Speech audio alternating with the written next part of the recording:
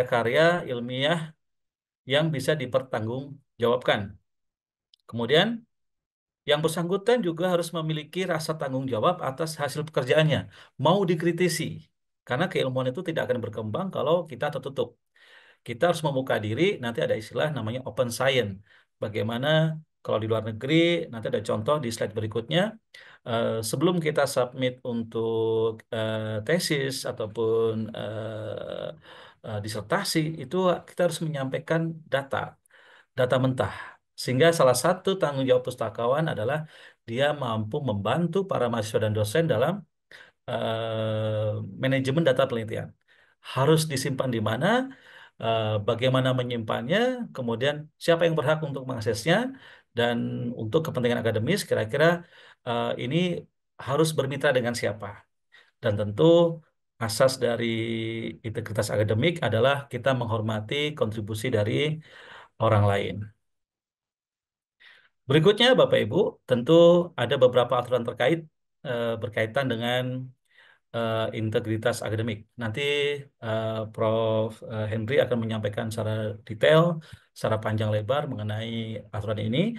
Saya hanya highlight saja. Yang pertama tentu bicara mengenai Permendikbudristek RI nomor 39 tahun 2001 mengenai integritas akademik dalam menghasilkan karya ilmiah. Ini merupakan hasil adopsi dari beberapa peraturan. Contohnya ada Committee of Publication Ethics dan juga International Center for Academic Integrity. Termasuk kalau Bapak Ibu di perguruan tinggi kita kenal beberapa portal ya. Ada Garuda, ada Sinta, kemudian ada Arjuna, dan salah satu yang mungkin Bapak Ibu belum banyak mendengar, yakni berkaitan dengan Anjani, Anjungan Integritas Akademik Indonesia. Nah, baiklah Bapak Ibu, saya ingin membahas sedikit mengenai poin-poin yang berkaitan dengan nilai integritas akademik. Yang pertama dan kedua adalah berkaitan dengan kejujuran dan kepercayaan. Tentu kalau kita bicara seseorang yang memiliki integritas, itu harus memiliki sifat ataupun kecakapan jujur dalam melakukan beberapa kegiatan tridharma, pembelajaran, penelitian, dan juga pelayanan ataupun pengabdian kepada masyarakat. Dan kejujuran ini memiliki apa namanya ya, memiliki keterkaitan erat dengan realisasi keempat aspek lainnya dalam integritas akademik. Contohnya ada kepercayaan, kemudian nanti ada keberanian, tanggung jawab, dan lain sebagainya. Ada beberapa tindakan tidak jujur. Kalau Bapak Ibu searching nanti ada beberapa kasus ya. Saya tidak akan mention nama-nama perguruan tingginya, cuman beberapa kita dengar santer di media massa, pemalsuan data. Misalnya begini, data penelitian itu dilakukan pada tahun katakanlah 99 sampai 2020. Cuman dalam riset itu dianggap menjadi tahun 2021 sampai dengan 2025. Nah, ini tentu tidak hal yang tidak benar, dan ini merupakan salah satu bentuk kebohongan, kecurangan yang perlu kita hindari. Dan salah satu yang marak adalah bagaimana Sivitas itu melakukan pencurian data, ya. Data yang dicuri dari misalnya koleha yang lain yang belum mempublish. Nah, ini juga merupakan hal yang perlu kita antisipasi. Tugas perpustakaan, pustakawan, dan juga komite integritas akademik adalah memastikan bahwa riset dilakukan dengan tahapan-tahapan yang sesuai, dengan data yang betul-betul relevan, bisa apa namanya, bisa diakses, bisa dicek kebenarannya, reliable, dan lain sebagainya. Ketika kejujuran ini dimiliki oleh kita semua, tentu saja ini akan menimbulkan kepercayaan. Nah, kalau kita bicara kepercayaan Bapak Ibu kepada pustakawan, kepada perpustakaan, ini adalah proses yang akan memerlukan waktu dan pengalaman yang panjang. Dan tentu saja sebagai seorang pustakawan, Bapak Ibu harus dapat dipercaya oleh seluruh sivitas akademika sehingga mereka bisa mempercayakan data-data penelitian mereka kepada Bapak Ibu. Dan tentu saja kalau kita bicara mengenai kepercayaan, ini tidak bisa perpustakaan itu berdiri sendiri. Dia harus berkolaborasi, harus apa namanya, berkontribusi dalam memberikan akses yang tepat. Jadi saya loncat sedikit. Nilai yang lain dari integritas akademik adalah kehormatan. Bahwa tentu saja Bapak Ibu selaku pustakawan di perguruan tinggi harus mampu memberikan rasa hormat, respek, dan penghargaan kepada seluruh anggota komunitas ilmuwan.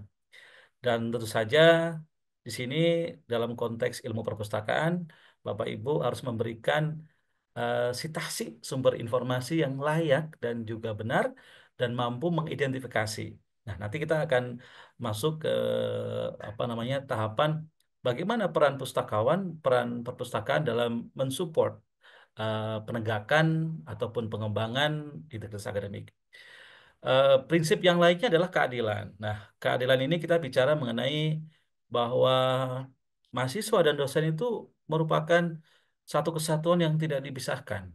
Jadi dalam penilaian, dalam pembelajaran, dosen harus apa namanya eh, memberikan penghargaan pada penilaian dan pengukuran kepada mahasiswa dengan cara-cara yang transparan, yang jelas, kemudian prediktabilitas. Maksudnya adalah prediktabilitas itu kita bisa mengetahui kira-kira kita memberikan tugas kepada mahasiswa, ini pengukurannya seperti apa. Kemudian kalau mahasiswa tidak memenuhi indikator itu, harus dapat nilai berapa.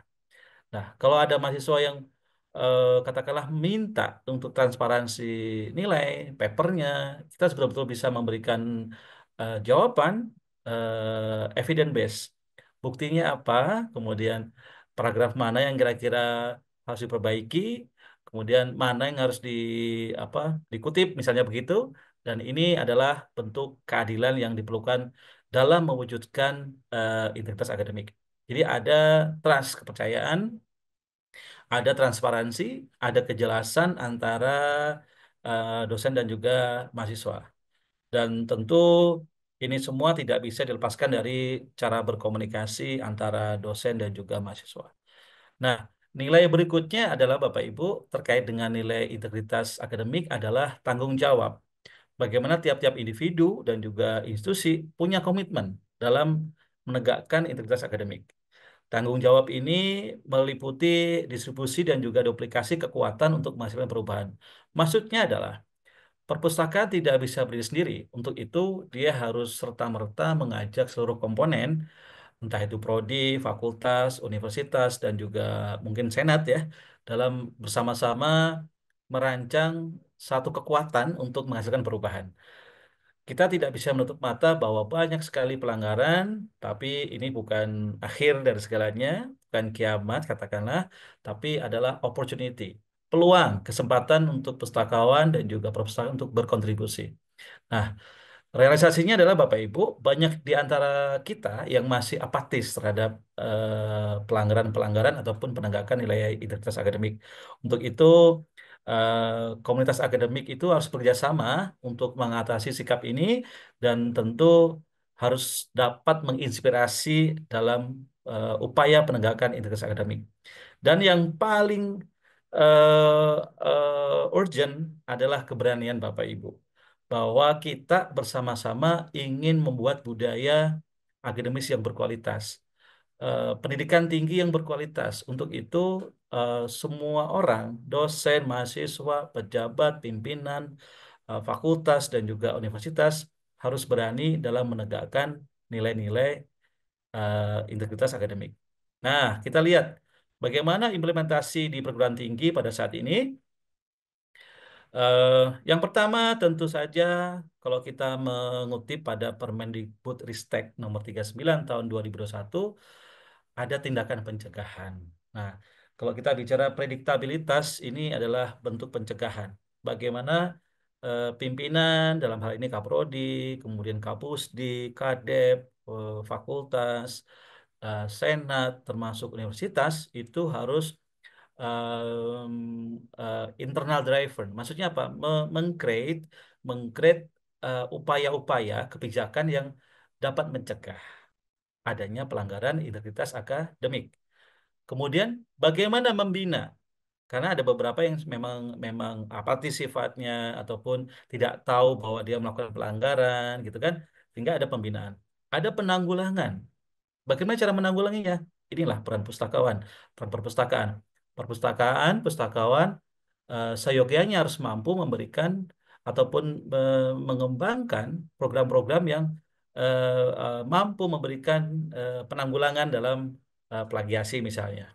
Kemudian memperkenalkan jenis pelanggaran dan tentu saja ada beberapa prosedur yang ini bukan ranah perpustakaan ataupun pustakawan, tapi ranah dari fakultas ataupun senat, akademik dan lain sebagainya. Yang kedua, Bapak Ibu, dalam integritas akademik ada beberapa pelanggaran yang sering kali terjadi di kampus kita. Yang pertama adalah fabrikasi. Jadi seolah-olah hasil riset itu harus dimuat dalam jurnal, bisa dikatakanlah di-grade dalam topik yang sama ya, dalam 2 pun 3 jurnal yang berbeda. Nah, ini bentuk fabrikasi yang tidak dibenarkan. Kemudian yang kedua adalah falsifikasi. Yang ketiga adalah plagiat, kepengarangan tidak sah, konflik kepentingan, dan juga pengajuan jamak. Nah, kalau kita bicara fabrikasi, tentu adalah kita membuat data penelitian atau informasi secara fiktif, di mana idenya sama, topiknya sama, tapi dengan katakanlah pembuatan data penelitian yang tidak sesuai, tidak ke lapangan, misalnya gitu, ataupun data yang dibuat sesuai dengan kepentingan-kepentingan tertentu. Falsifikasi. Falsifikasi ini merupakan perekayasaan data dan atau informasi penelitian. Nah, ketika seorang peneliti, dosen, mahasiswa menyadari bahwa ini adalah ada nilai-nilai kejujuran, tanggung jawab, kepercayaan, saya yakin bahwa nilai-nilai itu bisa membentengi para sivitas dalam melakukan pelanggaran, termasuk falsifikasi. Nah, kita lihat bagaimana kepengarangan tidak sah. Ini sangat sering terjadi di antara kita. Yang pertama adalah kepengarangan tidak sah ini merupakan bentuk kegiatan seorang peneliti, dosen ataupun mahasiswa yang sebenarnya dia tidak memiliki kontribusi dalam sebuah karya ilmiah. Entah itu berupa gagasan, pendapat, ataupun peran aktif dia berhubungan dengan keilmuan. Yang pertama contohnya adalah menggabungkan diri sebagai pengarang bersama tanpa memberikan kontribusi dalam karya. Biasanya orang Indonesia itu ada rasa enak dan gak enak, ewuh pekewuh, sehingga aduh ini kan senior, kita harus ajak. Nah ini salah satu bentuk pelanggaran integritas akademik. Harapan saya sih ke depannya kita bersama-sama apa namanya em, harus menyadari, harus berani bahwa ketika seseorang dosen ataupun mahasiswa tidak memiliki kontribusi, gagasan pendapat ya jangan dimasukkan dalam dalam artikel itu, Bang gitu. Yang kedua adalah menghilangkan nama seseorang yang mempunyai kontribusi dalam karya. Biasanya ini karena masalah personal. Biasanya ada suatu riset yang dilakukan bersama dan salah satu outputnya adalah karya artikel. Namun karena alasan tertentu, misalnya kebencian ataupun masalah personal, sehingga yang bersangkutan tidak dicantumkan dalam artikel. Ini juga merupakan bentuk pelanggaran. Yang ketiga, yang paling jamak adalah menyuruh orang lain untuk membuat karya sebagai karya yang bersangkutan tanpa memberikan kontribusi. Nah, ini juga merupakan hal-hal yang bisa kita benahi bersama. Ada peran pustakawan Bapak Ibu dalam mewujudkan, menegakkan, mengembangkan integritas akademik. Yang pertama adalah menyediakan panduan dan tutorial. Ini kita perlu belajar bersama dari beberapa perpustakaan perguruan tinggi di Indonesia yang sudah well done gitu ya. UPH contohnya. Ini saya tahu bahwa perguruan tinggi harus mampu menyediakan panduan dan juga tutorial untuk membantu dosen dan juga mahasiswa dalam mencari informasi dan data. Silakan buat modul untuk literasinya, modul untuk A, B, C, dan sebagainya. Ini sebagai salah satu bentuk dalam penanggulangan, dalam upaya menghindari pelanggaran terhadap integritas akademik. Kemudian menyediakan penelusuran literatur ataupun sistematik literatur review misalnya. Bagaimana pustakawan itu membantu dosen mahasiswa dalam menemukan literatur yang relevan dengan risetnya. Saya rasa peran-peran ini yang sudah banyak dilakukan, tapi saya yakin perlu katakanlah apa ya peningkatan, perlu upaya lebih lebih banyak lagi supaya memberikan persiapan kepada para sivitas untuk membuat riset yang berkualitas. Memberikan pelatihan, ini juga sering-sering ataupun banyak dilakukan oleh perpustakaan perguruan tinggi. Bagaimana cara mengutip, menggunakan Mendeley, Zotero, dan lain sebagainya. Menjadi anggota Komite Integritas Penelitian. Nah, saya rasa Bapak Ibu perlu melibatkan diri secara aktif dalam menjadi bagian dari Komite Integritas Penelitian di kampus masing-masing. Ini semata-mata dilakukan untuk tadi ya berjejaring, memperkuat, menduplikasi semangat perubahan, menduplikasi kekuatan dalam pencegahan terhadap pelanggaran integritas akademik. Nah, ini yang kelima dan keenam sudah banyak dilakukan membantu manajemen data riset ataupun riset data management. Ini saya rasa seorang dosen dan juga mahasiswa akan sangat senang ketika mereka dibantu dalam misalnya dalam penelusuran bibliometrik, melakukan riset sistematik, literatur review, dalam membuat visualisasi data dan lain sebagainya. Menjalin kemitraan. Nah, saya sangat senang ketika ada beberapa kesempatan, termasuk hari ini, beberapa perusahaan penerbitan ikut terjun, ikut concern dalam menjalin kemitraan dengan perpustakaan perguruan tinggi. Izinkan saya menyampaikan beberapa pengalaman ketika saya studi di Belanda. Ada contohnya dari Vrije Universiteit di Amsterdam. Mereka melakukan simposium Connecting Data for Research. Ini bagaimana mereka mengintegrasikan data-data penelitian itu menjadi satu hal yang menyenangkan, yang bisa membantu para mahasiswanya S1, S2, PhD, termasuk para saintis untuk mengolah data supaya bermanfaat.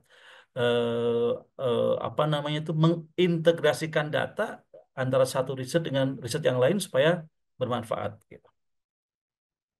Nah, ini contohnya yang saya ikuti waktu itu di Vrije Universiteit, Connecting Data for Research, Good Practices for Data Integration and Reuse. Ini menarik sekali.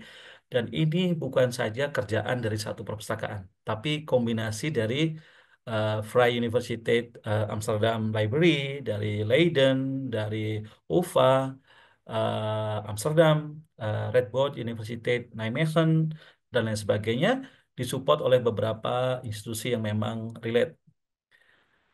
Sebagai para kandidat doktor, PhD, master, mereka wajib mengikuti namanya introductory meeting. Mereka dikenalkan dengan scientific conduct, communication in science, time management, dan lain sebagainya. Dan ini yang saya ikuti, ada scientific conduct, bagaimana tadi menghindari fabrikasi, menghindari falsifikasi, kepengarangan tidak sah, dan itu merupakan hal yang harus diberikan dari awal ketika mereka masuk di bangku perguruan tinggi. Ini yang saya ikuti ketika di Erasmus Rotterdam berkaitan dengan research positioning and trend identification termasuk research support. Ini dilakukan oleh tiga perpustakaan perguruan tinggi. Ada Delft Universiteit, ada Leiden Universiteit, dan juga Rotterdam Erasmus Rotterdam University. Ini kami dikenalkan dengan tools bibliometrik oleh Prof. Ludo, dan ini sangat membantu sekali para sivitas. Bukan saja bidang perpustakaan, tapi juga bidang-bidang ekonomi, bidang-bidang teknik, bidang-bidang social sciences yang lain yang memang bisa menggunakan hal ini. Baiklah Bapak Ibu, ada langkah-langkah yang bisa diterapkan oleh pustakawan. Tentu pustakawan harus memiliki sikap profesionalitas. Sebagai suatu profesi yang menarik, profesi yang diakui oleh negara, Bapak Ibu harus memiliki sikap profesionalitas dalam bekerja. Harus melayani pemustaka, dosen, mahasiswa, sivitas dengan soft skill yang relevan. Tentu dengan era teknologi harus memiliki kemampuan teknologi, komunikasi dan informasi yang mencukupi, dan bahasa asing yang mumpuni. Bapak Ibu juga harus memahami karakter pemustaka, karena anak-anak sekarang berbeda dengan generasi milenial, Gen X, dan lain sebagainya, yang dengan demikian Bapak Ibu ketika memahami mereka, bisa memberikan layanan yang bagus, prima, sehingga bisa meningkatkan nilai kredibilitas Bapak Ibu. Bapak Ibu harus memiliki jiwa kepemimpinan. Maksudnya apa? Bisa memotivasi tadi. Orang yang sikapnya apatis, sikapnya tidak peduli dengan integritas akademik, bisa memberikan pencerahan bahwa ini penting, ini harus dilakukan, itu tidak boleh dilakukan, dan lain sebagainya. Yang keempat, Bapak Ibu selaku pustakawan perguruan tinggi, selaku apa namanya, orang yang banyak ditanyai oleh fasilitas, harus mampu berkolaborasi. Maksudnya apa? Tidak apa namanya in the box ya. Jadi berpikirnya harus out of the box, kemudian bisa berkolaborasi, bekerja sama, dan tentu terlibat dalam berbagai kegiatan akademis, menulis artikel, publikasi ilmiah, memberikan ide, gagasan, dan pemikiran yang inovatif. Nah, saya ingin membawa ke garis besar, tadi saya sebutkan namanya open science, bahwa era pada saat ini, kalau kita bicara current global open education, termasuk untuk higher education di perguruan tinggi, kita lihat ada namanya open access, ada open data, ada open educational resources, ada open science, open teknologi, dan lain sebagainya. Nah, ini adalah bingkai yang perlu Bapak Ibu waspadai, sekaligus menjadi challenge bagaimana Bapak Ibu mampu beradaptasi pada era digital seperti saat ini. Kita kenal ada namanya curation, ada collaboration, kemudian ada cross institutional team. Jadi nggak bisa Bapak Ibu hanya mengandalkan teman-teman dari perpustakaan. Harus kerjasama dengan orang IT, dengan orang hukum, dengan senat akademik, dengan prodi, fakultas, dan lain sebagainya. Nah, bagaimana peran perpustakaan perguruan tinggi? Bapak Ibu harus memiliki sifat ataupun apa namanya itu eh, sifatnya adaptif. Maksudnya tidak bisa menutup diri, harus mengikuti perkembangan zaman. Dulu kita kenal istilah namanya collection centric. Jadi semua berbasis pada koleksi. Pokoknya pengadaan koleksi. Kemudian berubah menjadi client center orientation. Maksudnya apa? Berubah fokusnya kepada klien, pemustaka. Pada saat ini berubah lagi menjadi user experience. Yang paling penting adalah pengalaman para pemustaka, dosen, mahasiswa dalam eh, mencari informasi. Connection, bahwa satu sama lain adalah terkoneksi. Koleksi perpustakaan, mahasiswa, dosen, perpustakaan, dan juga lembaga penelitian itu harus bekerja sama dalam memberikan informasi kepada para sivitas. Makerspace memberikan ruang pembelajaran yang hebat, yang menyenangkan kepada para sivitas. Dan tentu tidak membeda-bedakan antara satu mahasiswa dengan mahasiswa yang lain, dosen yang satu dengan dosen yang lain, sehingga harus memiliki sifat inklusivitas. Dan yang paling penting, semua harus tepat sesuai aturan dan mendukung etika dan juga integritas akademik. Ada banyak layanan Bapak Ibu yang bisa diberikan pustakawan dalam mendukung pembelajaran, evolving learning, teaching, dan juga riset. Tentu perlu manajemen yang fleksibel, manajemen yang mampu berorientasi kepada pemustaka dengan banyak program. Contohnya apa? Information literasi, memberikan literasi informasi. Open access transformation, transformasi open access yang saya rasa ini tidak bisa sekali jadi, tapi perlu tahapan yang panjang. Ada open data management. Kalau tadi saya bicara mengenai riset data management, sekarang ada yang namanya open data management. Bagaimana data ini bisa diakses oleh orang lain, bisa dikritisi, bisa dikembangkan menjadi data lain, bisa dikomparasi, bisa diintegrasi. Nah, ini adalah tugas dan peran pustakawan. Open Educational Resources ini adalah OER yang memberikan banyak sekali koleksi tadi ya, collection center ya, di mana para mahasiswa bisa belajar dari banyak hal. Open Source Environment, Open Science Policies yang tadi saya sampaikan, e-research support yang tadi juga saya sampaikan bagaimana mensupport riset-riset yang sifatnya kekinian, contohnya digital curation, digital scholarship, dan lain sebagainya. Copyright legislation termasuk memberikan advance skill and further training of library staff, memberikan kesempatan pada pustakawan untuk dia mengikuti training-training yang lain ataupun yang relate. Saya rasa itu yang ingin saya sampaikan. Saya sangat senang untuk menyimak dan juga mendengar pertanyaan dari Bapak Ibu. Saya serahkan kepada Bapak Philip selaku moderator. Silakan, Pak. Baik, terima kasih Pak Nurmaya atas paparannya, Bapak Ibu. Eh, Tadi udah sedikit panjang lebar gitu ya, Bapak Nurmaya menjelaskan dari sisi pustakawannya